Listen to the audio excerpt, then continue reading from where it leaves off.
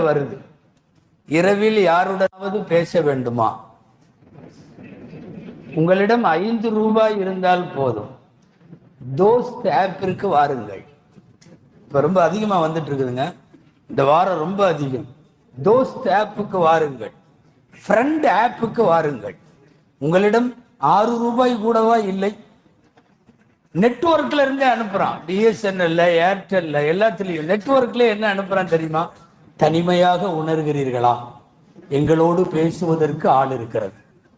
அதாவது அவன் பையன் சும்மா இருந்தாலும் இவன் கூப்பிட்டு ஆள் கொடுக்குறான்.